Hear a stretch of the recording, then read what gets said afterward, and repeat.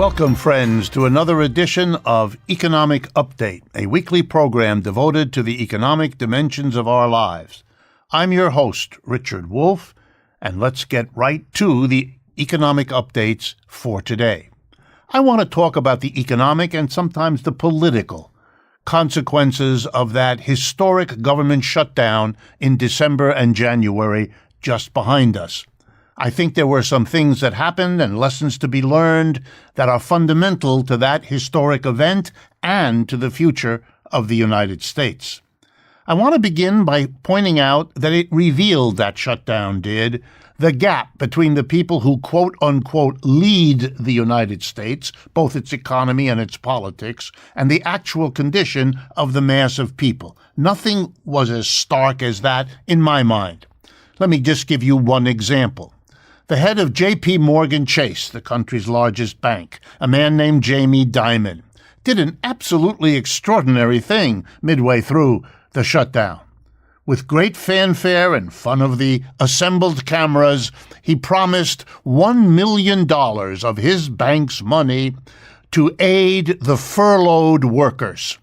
Well, I'm an economist, and I took my little pen and pencil, and I figured out what $1 million would do for the 800,000 workers without pay. It would give each one of them $1.25. In other words, here was a gesture that got lots of free publicity for a big bank director, made it look like he gave a damn about what was going on, and would have meant to the 800,000 workers absolutely nothing. It wouldn't have helped them buy a cup of coffee. Here's another lesson I learned, that there are people in the labor movement who understood that that shutdown presented them with an opportunity that was extraordinary.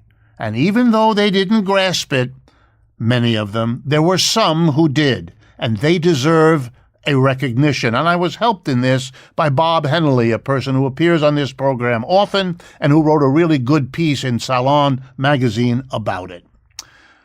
The leader in question is Sarah Nelson. She's the president of the Association of Flight Attendants, the folks who help you in the airplane when you take it.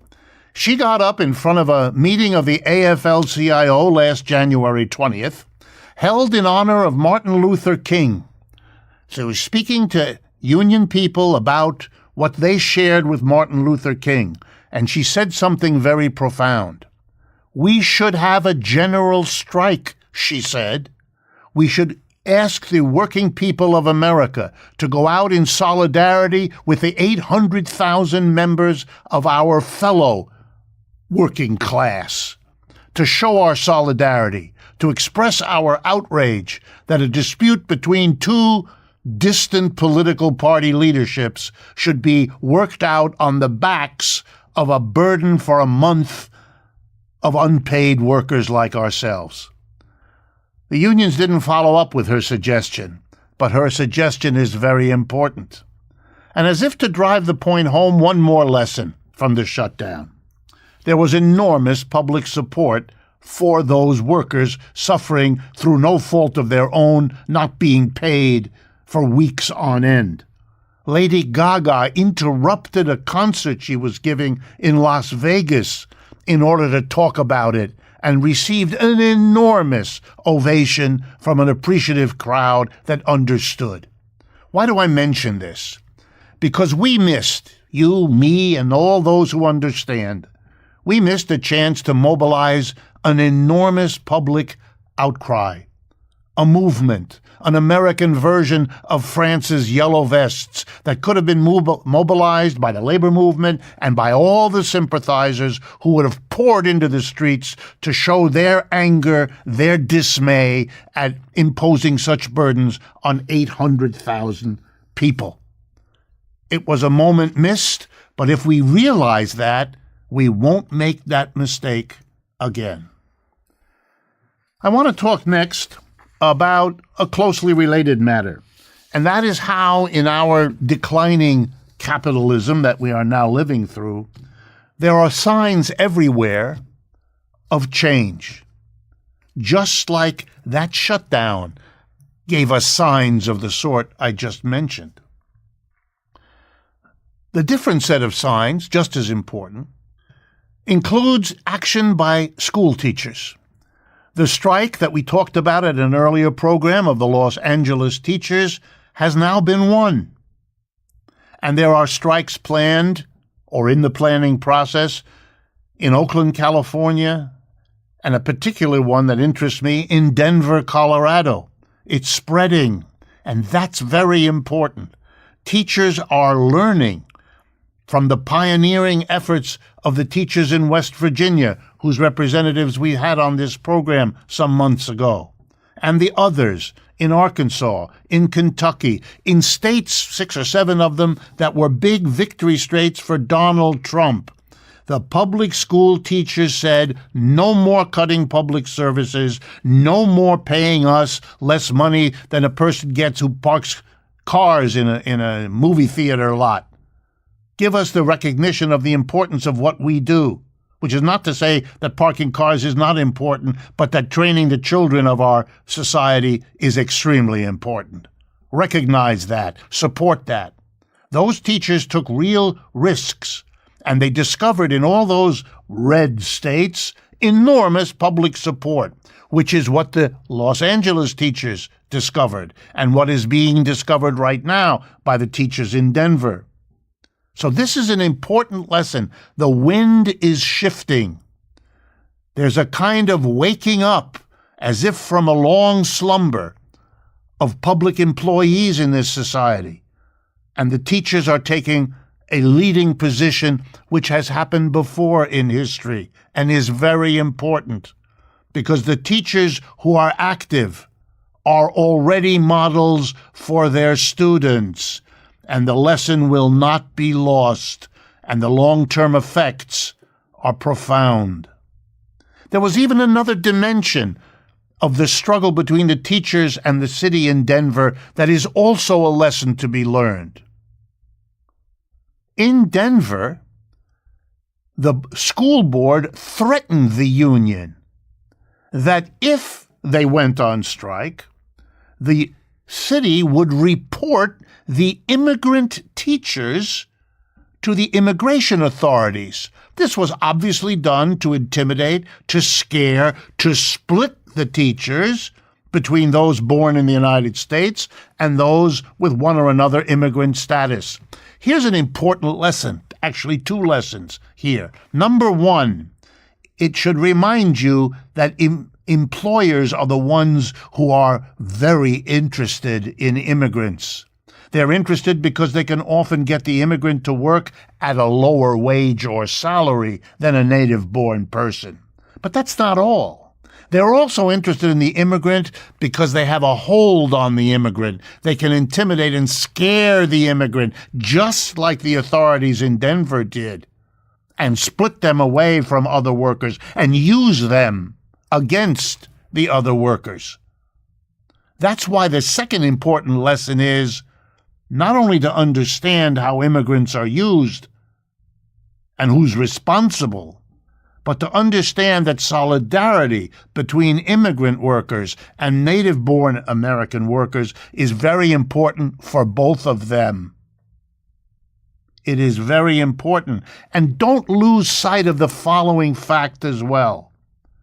Threatening an immigrant in this case is threatening a person, an immigrant, who's teaching children.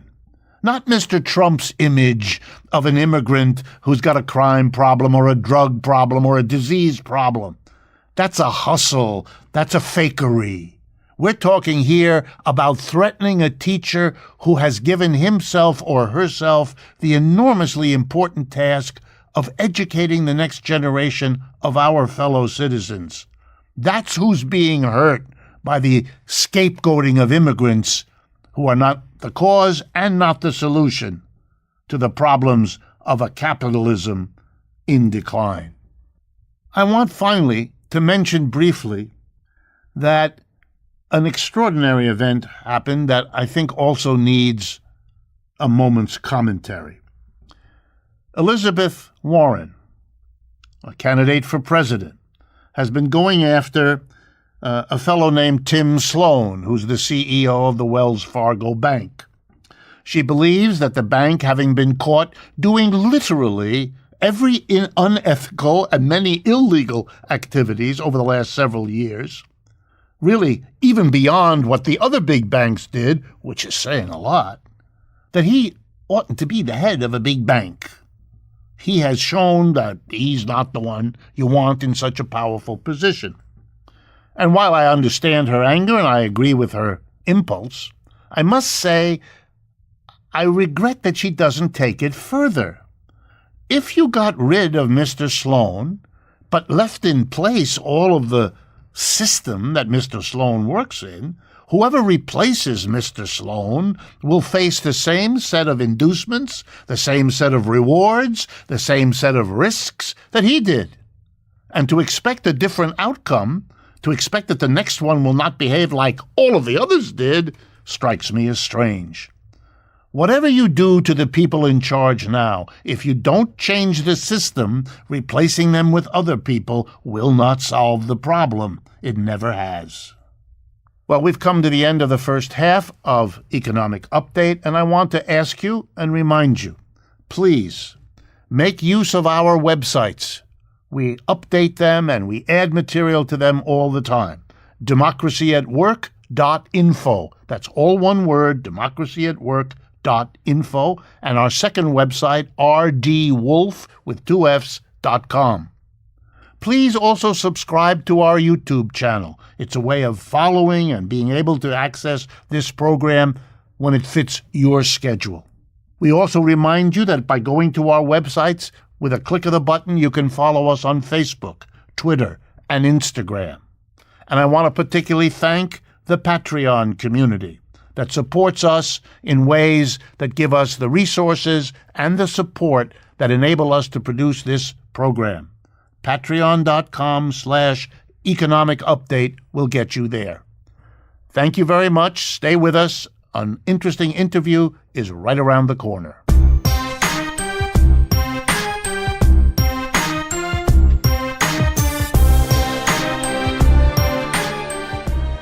Welcome back, friends, to the second half of Economic Update for this show. I'm very happy to welcome to the microphones here Julianna Forlano. Some of you will remember that she's been on the program before, but I want to briefly introduce her once again. She is now the host of Waking Up with Julianna. It's a program on WBAI 99.5 FM in New York City.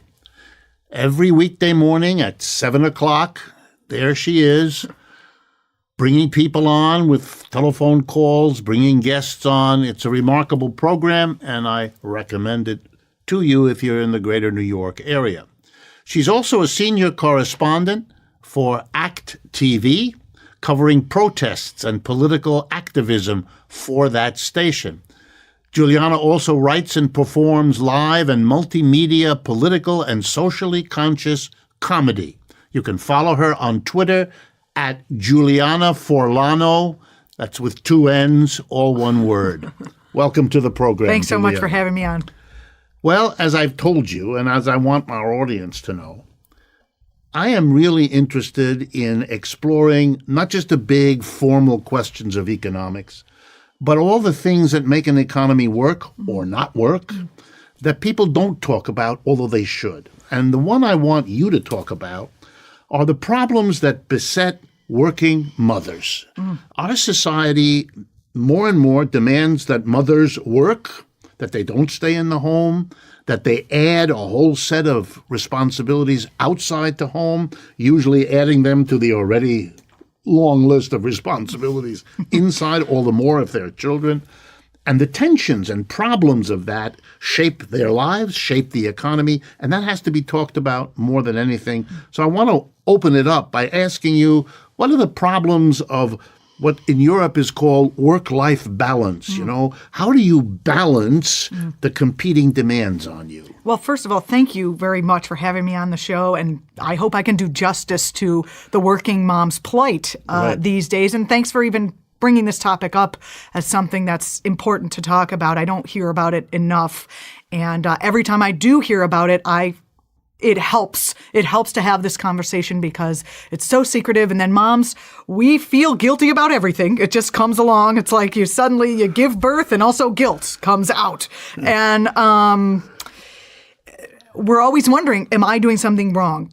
Is this okay with my child? Am I doing the best I can? Is this, so there's always that guilt. And I think it's really important to recognize what pressures the system is putting on and, where if we're falling short as a parent or if we're not, how much of that is on my plate or how much of that is, contingent upon society. And when you were doing the introduction question, you reminded me of just my parents' work-life balance. My mother and father both worked because they needed to do that in order to support the family. And my father had a heart attack early and then was unable to work. So my mother was supporting our family from the time I was maybe 12 years old until he died and the rest of the time. So working as a woman has always been something that's been on my agenda.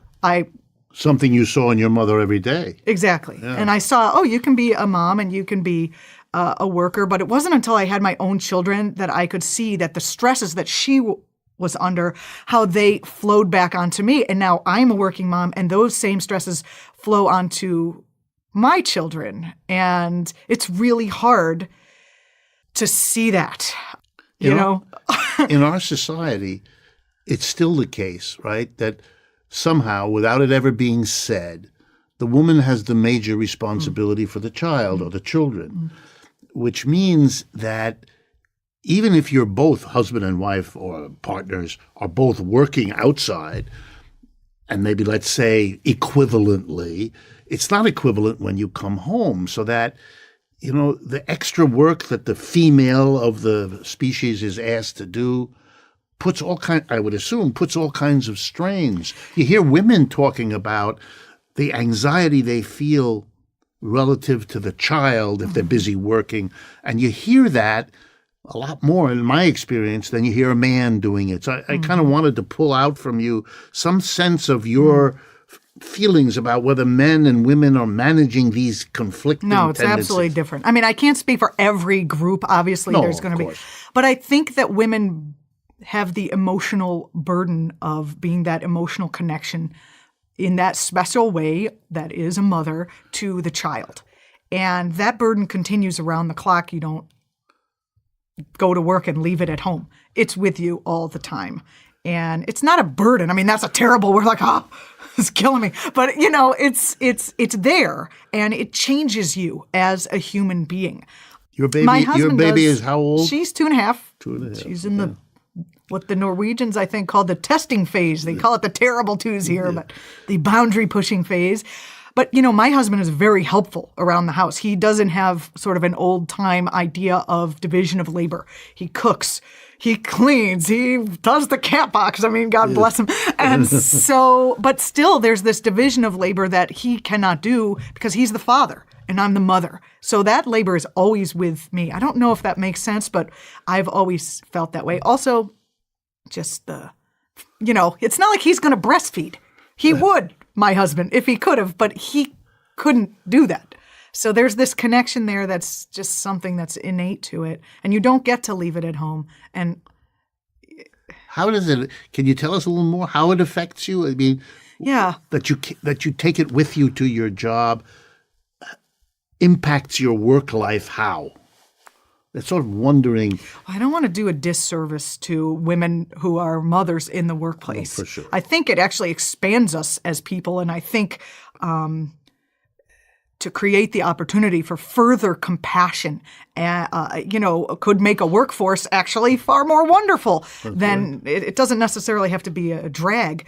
But when I walk out of the door, I feel bad. And I'm lucky because I have 2 part-time work jobs that allow me to be home 2 full days out of the week and then on the weekend. And it's not always like that because, as it turns out, activists tend to protest on the weekend. So I often get a lot of weekend work because that's what I cover in my other job.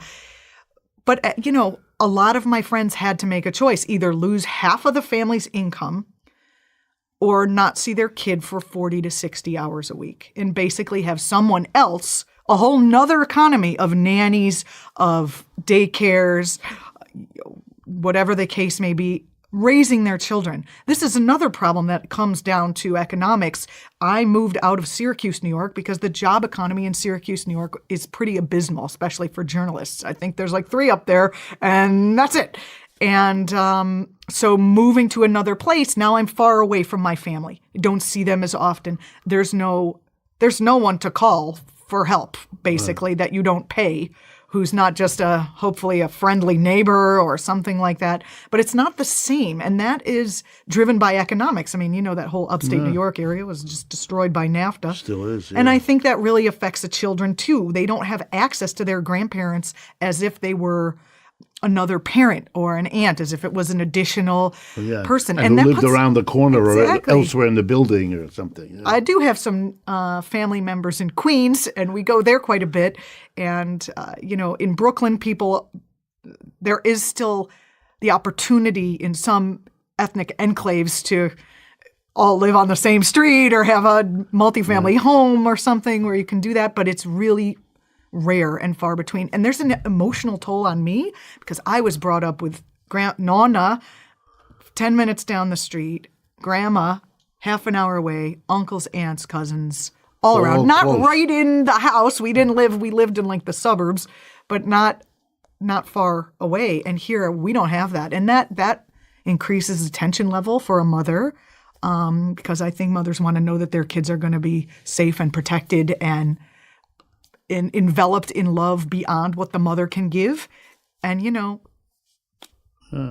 You said something interesting to me before we went on the cameras and on the radio part of the program about part-time work. Mm-hmm. This society leaves that up to companies to decide whether it's profitable or not. But if I hear you correctly, there ought to be a consideration about part and full-time to accommodate the conditions of working mothers, to create opportunities and flexibilities that would make your life much, much easier. Absolutely. I right up until last week, I had 3 part-time jobs, and I had to make a choice. Go insane with 3 part-time jobs, and then, when you're exhausted, you can't be a good mom. The kid picks up the stress. Or, choose to let go of a significant amount of income in order to be present and be physically able to be present. Sleep deprivation comes with the job of motherhood, and then you got to go to work and perform. It's a stress, and making that choice. You just don't know what's right. What did you do with your 3 jobs? One, I was an adjunct professor teaching media studies. I am the host of WBAI show, and I cover, this is the hardest one because I cover activist action, which isn't a regular job. It's like when it pops up, you run for it. And because it's irregular, you don't know how much money you're going to make in a month. This month could be a lot. This month could be very little. And so economic instability and insecurity is part and parcel of that. I have the other job that kind of brings in the baseline check, but economic insecurity how good of a mother can you be when you're terrified that you can't feed the kids or bring in the diapers? Or even if you're a middle-class mom, there's still economic insecurity because the minute the kid is born, you're saving for Harvard or SUNY or whatever college you're going to try. You want them the best for them. And people in my situation, I still carry a debt burden that is almost 6 figures from my own university education. And you're already worrying about the next generation. Exactly. Yeah. Free college education would bring that stress level down. Free health care would bring that stress level down. Not having to worry about, part-time jobs don't usually give health care. I work for a liberal news organization, and in Europe, give health care. In Europe, it's a standard thing. You give everybody health care. It doesn't matter whether they have a job, don't have a job, whether they have a part-time job, a full. You separate the health care as a human need from the conditions of the economies bouncing up and down, and that strikes everybody there as the normal, natural, humane thing to do. Americans find it an amazing thing. It's a very strange thing we live under here, where you have to earn your right to be cared for. Yeah. It's so an unnatural. economy that makes things work for profit. It's the profit-making employer who decides part-time or full-time, the idea that you ought to arrange work times to accommodate something as fundamental as bringing the next generation into the world doesn't seem to compute. Corporations, if they're not going to get your own kid to work for that corporation, what do they care about they don't care about your kid. Right, I'm sorry, I don't see that very much. Because we're running out of time, I wanted to make sure, because it goes so fast. It goes fast. Give us a sense of your wishes, your fantasy. Let your mind go. What would you like to think of a better economic system would be able to offer women, particularly mothers who work? As I said before, the free education and a quality education, a supported public education. The mothers I know in New York City are scrambling to figure out how to educate their children because the public schools have been undermined. So that's a whole nother issue. But a quality free education and free college education and free health care. But also, how about paid maternity leave for more than 6 weeks? How about 6 weeks? 6 weeks. You barely walking around in 6 weeks. We've done programs on it. We're the only advanced industrial country in the United States that gives no guaranteed, legally required, paid maternal and paternal leave. It's unbelievable. There are countries out there, much less rich than we, who give a year, who give 6 months, who give it to both parents, et cetera, et cetera. It's an extraordinary willingness of the American people to forgo something which obviously families of working mothers need, but everybody needs. The child needs to be with the parents, right, especially in those very young times. It's inhumane. And I think it puts a specific burden on the mother that you should be emotionally and physically ready to go back to work in, as much as 6 weeks, or some people have a couple of months. That's not enough either. And there's an enormous emotional toll. The first time I dropped my daughter off with a different caregiver, I started crying and I took a video, not you, I didn't post it but I took a video of it because it just struck me as, this is what all moms do. The first time you have to drop off your child away from you is incredibly difficult. And it becomes less difficult, but it's still hard every day. And that emotional toll is going to spill over onto your work. I'm sorry, we're not compartmentalized as human beings. We're human beings. And the treatment of workers in all sectors as cogs and not human, it's not very productive. First of all, it's counterproductive to getting the work done that you want done. But it's also it really horrible. is the old question that we deal with on this program all the time. Is the economy there to serve what people need, or are people there to serve what the employer needs? I mean, sooner or later, you have to make that choice. And I think you've been very eloquent about making clear the costs of not organizing the economy around the needs of working mothers as a basic part of our population. I know we're out of time, but the mental health care and the mental stress of it and the emotional part, it needs to be considered. Thank you very much, Julianna. Thank you so much. And thank you all. I want to remind you all, please support us by signing up on YouTube to follow us and looking at our websites and remembering that we have a Patreon community as well. And I look forward to speaking with you again next week.